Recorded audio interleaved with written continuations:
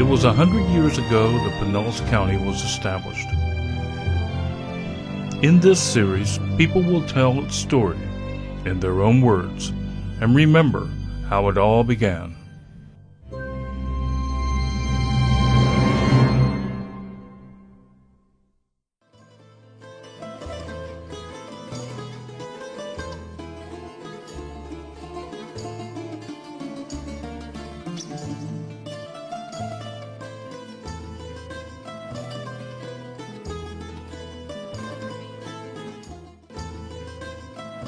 The history of the sponge diving industry in Tarpon Springs started back probably in the late 1800s. Originally, the divers that came here from Greece came in 1905. It was the Greeks that brought the diving suit and that way of bringing the sponge up to the surface. Prior to that, in Tarpon Springs, what you had was Bahamian immigrants and African Americans who were here in Tarpon that were bringing a sponge up using a small rowboat and a hook or a prong, a long prong, and they called them hookers. So the industry at that time with the hooking was very small. They were just eking out a meager existence with that. John Chaney, who realized that there was money to be made, came to Tarpon and then started to build up the industry. He then brought John Kokoris from New York. Mr. Kokoris was originally from Leonidon, Greece. He brought him to Tarpon Springs, and Mr. Kokoris was instrumental in bringing the divers from Greece, namely Kalymnos, which was the main island. There were several other islands in the Dodecanese. There was Simi, Halki. There's another island that's just off the mainland of Greece, of Aegina. A lot of divers came from there also. At one point, there were over 500 divers and deckhands, cooks, people who were involved in the industry that came to Tarpon Springs. A little bit about the diving part of it. In 1865, the diving suit was invented. It was a German invention. From there, the Greeks caught on. Before the Greeks in the Dodecanese Islands used the diving suits, they used to skin dive. Naked.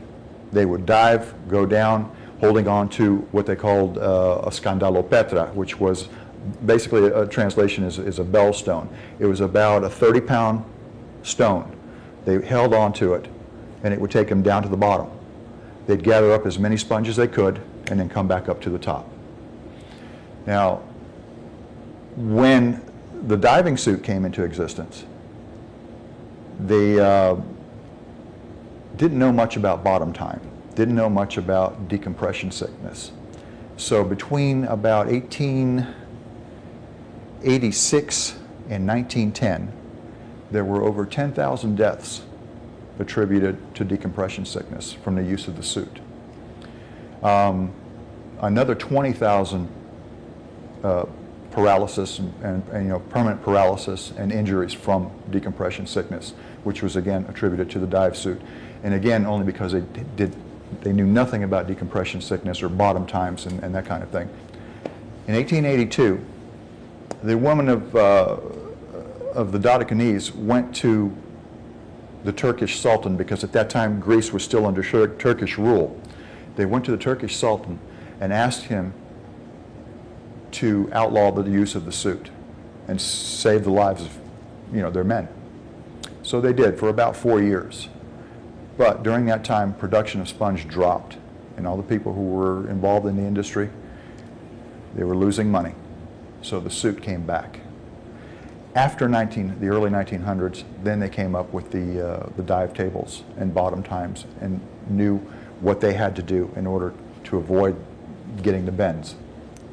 So that's when it took off, and it took off here in Tarpon. Tarpon soon became the sponge capital of the world. Now, at some point, there were Greeks who were down in Key West, and there was a bitter rivalry down in Key West between the Greeks and the inhabitants of the Keys, which they called themselves the Conchs.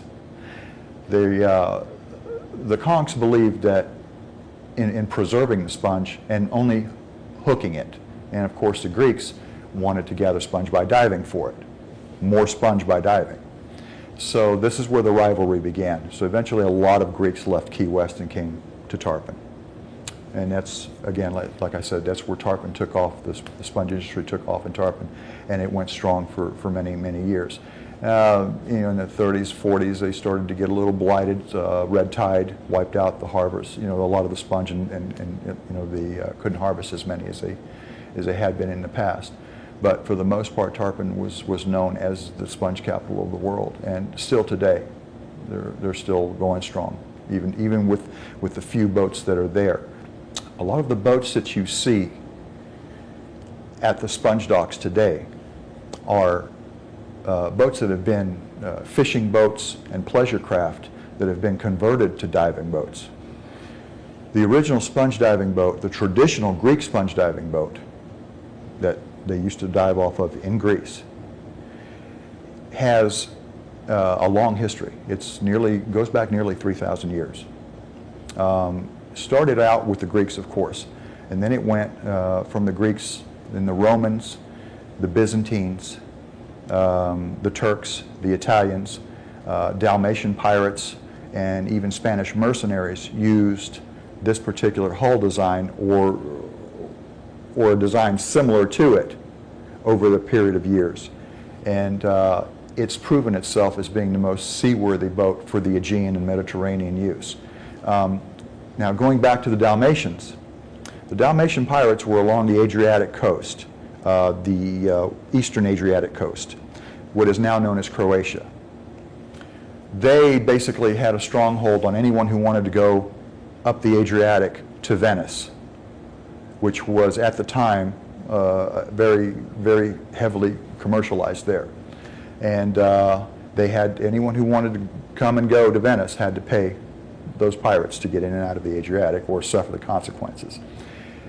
Around the 17th century, the design that the Dalmatian pirates used, which they refer to as the trabaculo, was again readapted by the Greeks, made some changes. They took it, made some changes, and then it became the Greek traditional sponge diving boat.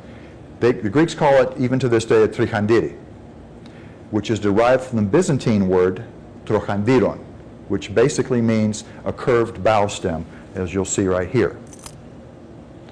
Now, in Greece, they still build these boats. However, there's one difference to the ones that we build here in the United States. They're double enders. In other words, the bow and the stern both have come to a point. The last major change that was made to that hull design was here in Tarpon Springs. They cut off that point at the end. Actually didn't cut it off, they basically opened it up and added a transom to it. That was to allow for the bigger diesel engines that we're putting in them, gave them more deck space and more room to service or work down below in the holds working on the engine, in the engine room. And it's been that way. The last sponge boat that was built in Tarpon Springs, the last wooden hull sponge boat, was built around in the early 80s. That boat was then used to make a mold. From that mold, they made a fiberglass hull, and that fiberglass hulled sponge boat is still in use today. It's called the Anastasi, and it's owned by the diver Dasso Karistanis. And it's still in use, still working today, and it'll probably be around a long time after we're gone. The mold that was built by the boat builder George Saroukas here in town was destroyed due to heavy rains. It filled up with water and couldn't hold it, so it collapsed. And that was the last Greek sponge boat that was made in Tarpon Springs. The sponge boats themselves now that were built in Greece and here in Tarpon Springs for years, basically the structure was a very stout structure. As I said before, they proved themselves in the Aegean as being very seaworthy. They weren't the fastest boats, but you could depend on them. I can't speak for what the builders did in Greece, but what they did here in Tarpon, I think for the most part the boats were built out of Cyprus. Okay? And the big difference between a sponge diving boat and most boats that you'll see, commercial fishing boats and that kind of thing, is they're very wide, and they have an extreme curve in the bow and along the deck line. And the fact that they're wide basically accommodates the waters, keeps it from rolling too much and dipping. As far as the yards, the boat yards here in Tarpon, there were quite a few boat yards in Tarpon, but there were also boat yards in Fernandina Beach, Florida, and also in Apalachicola, and these were all owned by Greeks. For the most part, most of them built these boats by eye. They knew how much lumber they needed. They ordered the lumber, and they would just get to work and start building them. Very few of them had plans, because most of these men were raised in a boatyard. They knew what they were doing. They learned from their grandfathers, from their fathers, and then they carried on the trade themselves. And when they came here, they continued that same tradition of building the boats. Of course, your typical sponge boat carried a crew of anywhere from 3 to 6 men. The more divers you had, the better off you were, because, as we said before, decompression sickness. You can only stay underwater so long, and you can only have so many dives in one day. Well, when one man is through, you get your second diver in, and if you found a good spot, they want to continue to keep bringing the sponge up. They don't want to lose that spot. Of course, they also, sponge boat carried the compressor, which in the early years was hand-driven. You had a man who manned that air compressor, and his job was very important. Otherwise there's going to be trouble. A lot of times fights broke out on deck because somebody wasn't paying attention, and when a diver came up and he knew you were messing around, or he wasn't getting his air the way he should, there was trouble. A lot of times they would get in arguments. Divers would leave as soon as they made port somewhere, whether it was Cedar Key, Steinhatchee, down in the Keys, the Everglades. They'd jump off the boat and head back to Tarpon, or get on, sign on with somebody else who might happen to be in the area. Soon after the industry had started going strong here in Tarpon, they realized that they needed somewhere to store the sponge until the auction days. So they built the Sponge Exchange. Basically, it was a building where you you walked into the entrance, and you were surrounded by what they call coluves. They were cages, basically. The sponge boat captains had their sponge stored in there till auction day. It was a huge courtyard, and on auction day, all the sponges would be brought out of the cages and in the middle of the courtyard, and then the bidders would come in and start bidding on the sponge themselves. The Sponge Exchange was eventually, for the most part, revamped or demolished. Most of it had been demolished around the early 1980s. It had become pretty weather-beaten and old, and quite frankly, it was a little too expensive for the city to try and rebuild it and maintain it. There are some of the original cages that have been left intact. I know a couple of them, some shop owners are actually working out of them, which is kind of neat, because at least you have that small piece of history. But the rest of it has been turned into small shops. As far as the people in Tarpon, of course, it was the sponge industry that brought the Greeks here. Before the Greeks came, though, Tarpon Springs was an Anglo settlement, and those people, in their own rights, had a huge contribution to the town. It was a big resort town. And then when the Greeks came, of course, it turned from a sleepy little resort town to a very colorful, very flavorful community with the Greeks and their culture. St. Nicholas Church, the original St. Nicholas Church, I'm told, was near the bayou, just right outside these doors here. Yeah. And it had burned down at one point. So then St. Nicholas was built at the corner of Orange Street and Pinellas Avenue. When that church was built, the church board took up contributions from all the divers, the captains, deckhands. Every week they would contribute a little bit of their pay in order to build that church. In return, the church gave everyone who contributed a lifetime membership to the church, to them and their families, their immediate families, which I thought was always very nice. And we still enjoy that because my father was a diver. The restaurants, always, wonderful restaurants down there. I don't think there's a restaurant down there that you can get a bad meal in. They're all my favorites. So, and as far as going back to the boats themselves, when the sponge boats were being built here, at one point there were over 150 boats in the river. You could literally walk across the Anclote River from one side to the other, stepping on one sponge boat after another, after another, after another. Originally, a lot of the sponge boats that were being built here were being built as double enders. Okay, and then, as I said earlier, eventually they started to change, and they added the transom to it, and that was, like I said before, the last change that they had made here. Every year on January the 6th, the Greek church celebrates the baptism of Christ on Epiphany Day, and on that day, church starts very early, and young men from around the community have signed up to dive for the cross that day.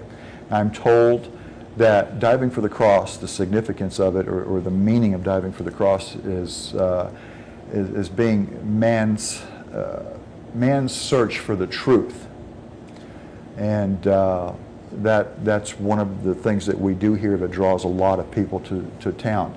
In the early years, and even going back to Greece, any man could dive of any age. They didn't care if you were 10 years old or 90 years old. If you wanted to dive, you could dive for the cross. Unfortunately, over time, here in town, in Tarpon Springs, they had to set an age limit. Now, my first year diving, there were grown men diving with me, and it's a free-for-all. When you're diving for that cross, it is a free-for-all. You have to be a good swimmer, good diver, and be able to have eyes in the back of your head, because no offense, it's strictly, I'm going to get the cross. I don't care who I have to walk on to get it. Over the years, as I said, they had to set an age limit, and now I believe it's between the ages of 15 and 18, and it's always a great day to get out and see the cross throwing in Tarpon Springs. The young man that retrieves a cross is blessed by the Archbishop, and supposedly has good luck for the rest of the year. Although a lot of boys have luck for their entire lives. I mean, it's a good thing to, in our religion, it's a good thing to have retrieved the cross in Tarpon Springs. Another one of the things in Tarpon that we celebrate big, and actually, is Greek Easter. Now, Greek Easter is usually celebrated on a different day than the Catholic Easter. Greek Orthodox Easter, sometimes they fall on the same weekend, and I'm not sure exactly what calendar they go by or what it is that they use to judge what day Greek Easter will be on, but when we celebrate it, it's usually the entire week, Holy Week, leading up to Holy Friday. There's church. Thursday night at the church, people will go and you will stay up all night, and this is the night that Christ was supposedly hung on the cross. On Friday night is the night that they carry the epitaphio, or the body of Christ. They will walk out the doors of the church and go usually about 2 city blocks square around and come back into the church. At that time, all young men, or any man who wants to, can take a hand and carry what they call the epitaphio of the body of Christ. And it's supposed to be like a blessing to be able to do that. Also, they carry a cross as they carry the epitaphio, and men trade time holding a cross up and walking it around the church. One of the traditions that we have that we've brought back from Greece is the fireworks at midnight. At midnight on Saturday night, when Christ has risen, that's when supposedly Christ has risen, the Archbishop will yell out, Christos Anesti, which means Christ has risen. And at that time, the fireworks go off. Now, the significance of the fireworks, as I said, was a tradition carried back from Greece. In the early days of Greece, they started by cracking whips. And that was the noise that they would make in order to alert people, to let everyone know that Christ has risen. It evolved into fireworks. Of course, I don't know much about the old days before my time. All I know is things were when my father was a diver.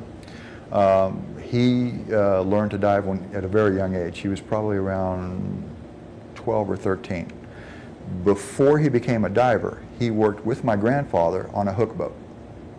Now, my grandfather had come here in the early 1900s, just before the First World War. He went off to war and fought in the First World War. He was drafted by the U.S. Army. And when he came back, he continued with the diving. Eventually, my grandfather had lost his leg and was an amputee, so he could no longer dive, so he went to hook sponging. And he would take my father or one of my other two. I had four uncles. There were three uncles, and then my father, my Uncle Mike, and my Uncle Manuel were the only three that were involved in the sponge diving.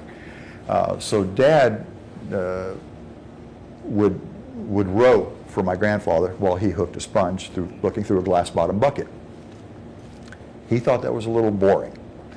So being a rambunctious young man, he quit. He left my grandfather stranded somewhere. He came back to Tarpon and got on a sponge boat to start working as a diver. The gentleman that taught my father to dive was Philip Fatalitas, and Philip just recently passed away. He was the last of the hard hat divers, the divers that went down wearing that big brass helmet, brass and copper helmet. He taught my dad how to dive. They became good friends over the years. Philip Fatalitas was one of the best divers in the area. My father had a great reputation as being one of the best divers. He was a little hot-headed at times, but he was a good diver. Another name that comes to mind is John Mailis. They called him the Greek. He was an excellent diver. All these men were good friends. Another gentleman, actually a relative of mine, Tony Houlis. Unfortunately, Mr. Houlis had passed away in the mid-70s. He drowned while he was diving. There was an accident on board, and he drowned, and he didn't make it. Also, Mr. George Jimenez, which was also a close family friend. He had come over from Greece, a good friend of my father's, a darn good diver. All these men had good reputations. And there are others out there that I can't remember their names right now, but I don't think that there was a bad diver out there, because I mean, if you wanted to be a diver, you had to be good at it. So, you know, there were no mediocre divers. They were all good men, and they all worked hard, and they all worked for their families. And as my father used to say, every time I saw a sponge, this is for Johnny, this is for my daughter, this is for my other son. You know, that's the mentality that they had. They were for the family. And that was the basis of the Greek community. The sponge diving industry and the Greek community in Tarpon Springs is just a part of the rich history of Pinellas County. We hope you have enjoyed this program and learned a little more about the history of Pinellas County. Watch for more programs in this centennial series. Thank you for watching.